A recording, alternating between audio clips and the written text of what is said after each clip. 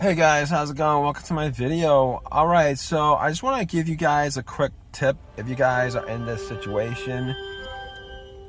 So basically, a couple of days ago, I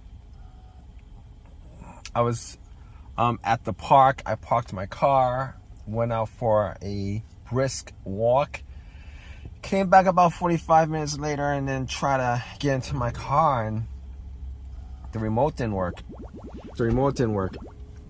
So I was like, all right, so if the remote didn't work, it's probably the remote battery that's dead. That's fine. I've had that situation happen before. Matter of fact, I had that situation happen a couple years ago. So battery's like $6 or whatever. So I took the key out and I got into my car. And funny thing is, I didn't hear any noise. It was completely dead. Didn't make anything of it. Tried to start it. It was nothing. No clicks, no noises, no lights on the dash, nothing. There was no power at all. So at that point, I thought maybe it was the dead battery. At that point, to me, I thought to myself, it's probably a dead battery. Have like many of you have had that situation happen before. A dead battery happens. Dead batteries happen. All right, so, but seeing the batteries maybe like a year and a half old, and I changed it out a year and a half ago. It kind of, you know, I was like, batteries should last a lot longer than that. But obviously, there have been situations. That bad batteries happen. All right, bad batteries happen for whatever reason. So I was like, okay, not a problem.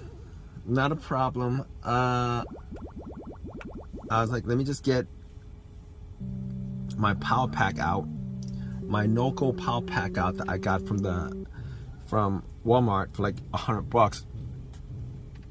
Let me just jump it, right? I'll jump it. Alternator will work. It can run with a dead battery. Not a problem. I'll drive it to AutoZone. Actually, I'll drive it to Walmart and get a $70 Walmart battery again. Pop it in. That's what I got the first time around. Haven't had any kind of issues with that at all. So I was thinking to myself, let's do that. So my battery pack was at, I'll tell you guys what, my battery pack was at 50%. But I was like, that's gonna be enough to jump it, not a problem.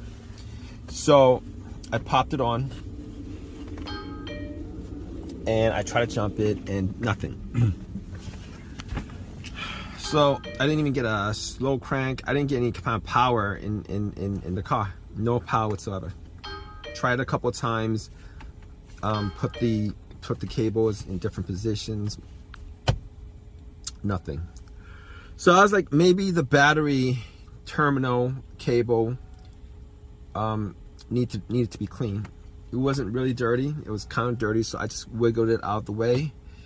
Cleaned it a little bit with, I had some hydrogen peroxide and a paper towel. I cleaned it up as best as I could. Had a screwdriver that I just pretty much just, you know, tried to get the corrosion off as much as I could.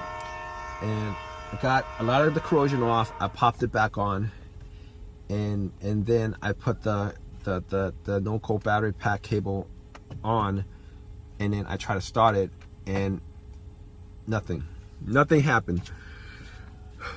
Like before, there was no power, nothing, no power anywhere, nothing. All right, no noises, no power. It's completely 100% dead. So I was thinking to myself, maybe the NOCO doesn't have enough power to get to start. But then I was like, you know what?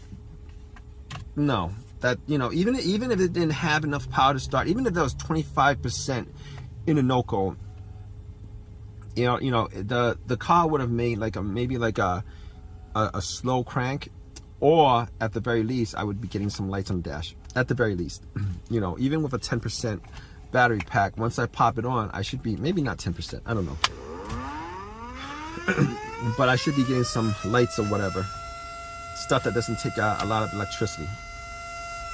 And no, that nothing. So I was pretty sure that it was in the power pack that was the problem, because I was thinking maybe I should get a jump, but then again I think to myself, you know what, jump's not going to work because I'm getting no power at all. I'm getting no power at all. So I was thinking to myself, okay, so I clean the cables, I clean the terminals. What else could cause it? So I tried to follow the negative cable, make sure that it was grounded correctly. All right. Make sure that that was grounded correctly. So I was tugging on it just to make sure that it was tight, and it was tight. And I was thinking, probably wasn't a negative cable. I could just cross that out on the diagnosis list. Cross that out. So I was like, let's check out something else. All right, let's check out the fuse box. Let's check out the relays. But I was like, let's check out the fuse box. Now, there wasn't a specific fuse that I was looking for, to be honest with you. I was just looking to see whether there was any kind of short anywhere, whether some of the fuses were burnt out, whether one of the fuses were burnt out, whether I was smelling anything, whether I was smelling anything burning, whether I saw any kind of brownish, darkish looking coloration on any of the fuses, just to make sure that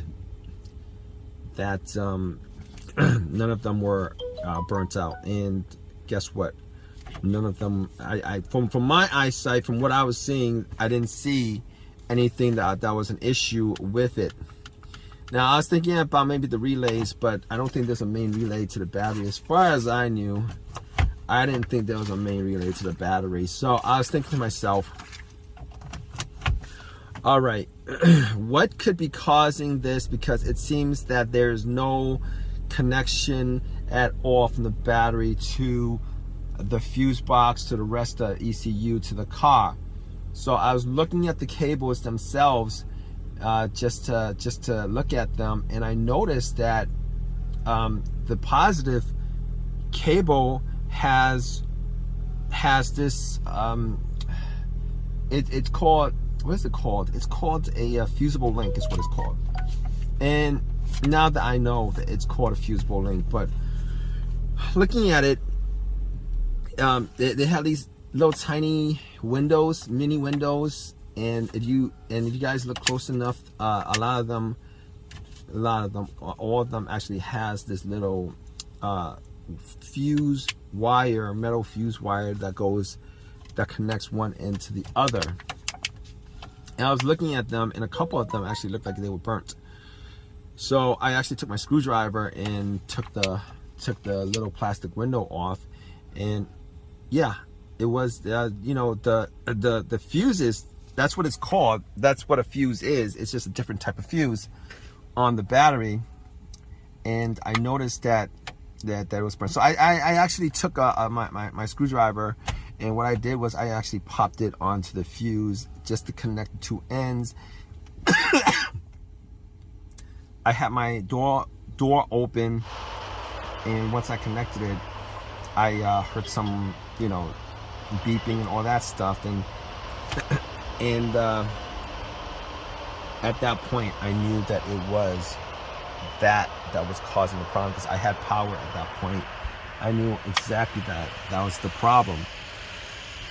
So basically what I did at that point was I had some tools, and couple of things that I normally keep in my car, and I was trying to see whether I could actually just patch up the two ends, just to see whether I could get it to maybe drive it to an AutoZone or whatever. But I didn't. I X'd out on doing that because I really didn't want to cause another situation, maybe a bigger situation, by doing that, because fuses exist for a reason, and I couldn't figure out why it blew out, and I don't want to. And it blew out at a certain amp for a certain reason. and I didn't want to cause a bigger issue. So what I did was I actually called AutoZone, and normally they have these in stock because most Nissans and Infinitis have these fusible link, or if not all of them have this fusible link on the battery. So they always have this in stock. They're always interchangeable because Nissan and Infiniti, they actually use these on all the batteries. But I thought to myself, yeah. So I called AutoZone. They had it. I took a Uber, called a Uber, took a Uber to AutoZone, and came back and popped it back in and started. It started fine. It works fine. It's been working fine. No issues whatsoever. So if you guys find yourself in this kind of situation where you guys are in a need of a quick fix, and you know it's not the battery that's the issue, and you guys have no power whatsoever, and you guys try to jump and it doesn't jump, doesn't start, it seems like there's no electricity going through it, look at this. All right, definitely check out your fusible link to make sure that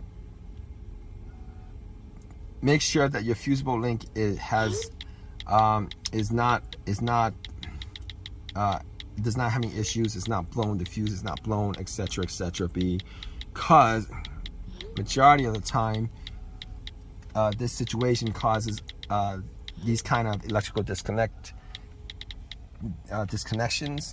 between the battery and the fuse box. So anyway, hope you guys like this video. Guys, have any comments, please leave a comment in the comment section.